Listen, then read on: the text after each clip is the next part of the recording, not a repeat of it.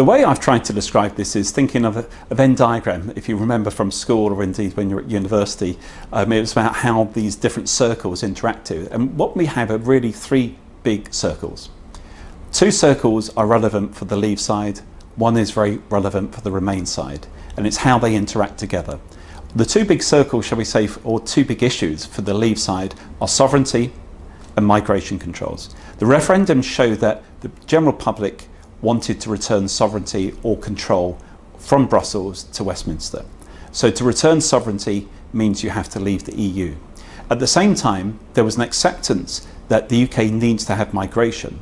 But what we saw in the referendum was a clear focus on the need for a sensible migration policy, namely controls on migration, ending complete free movement of people. In the sense that prior to the referendum, what was really highlighted was that remaining in the single market meant that we couldn't control our borders in terms of free flow of people. Therefore, if the UK wanted to have a migration policy, it needed to discriminate against people from the rest of the world.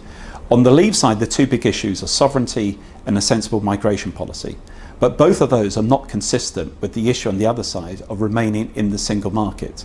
It's important to stress that you do not need to be in the single market to be able to sell into the single market. The US, other countries sell into the single market. Obviously there are issues about non-tariff barriers as well as tariffs themselves.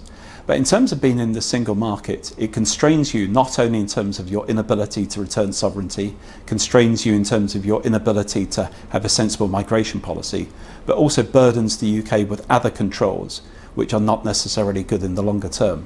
So to return sovereignty and to have a sensible migration policy, we need to be outside the single market. This whole idea that the rest of the EU will somehow punish the UK, I'm not completely convinced by that.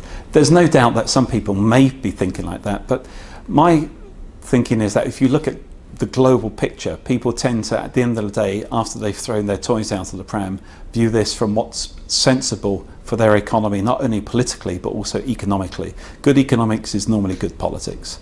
Now, again, we can't directly control, but can only try and influence how others will react towards us. So I think the UK can only look at this from its own perspective and say, look, let's have a sensible future dialogue, a sensible future relationship with the rest of the EU.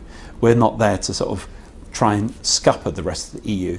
What's best for Britain is not only to position ourselves well globally, as well as with the rest of the EU, but at the same time for the EU itself to actually reform and change. And indeed, there's every likelihood it might be able to do it better without Britain inside, given that we would never, in my view, join the euro. And the euro is central to, unfortunately, is central to the whole EU project. So will we be punished? I don't think so. How will we counter that? I think what is very evident at the moment is that the new UK government is trying to really decide what it wants from any future negotiation, and therefore will have to be very open and transparent in those future negotiations.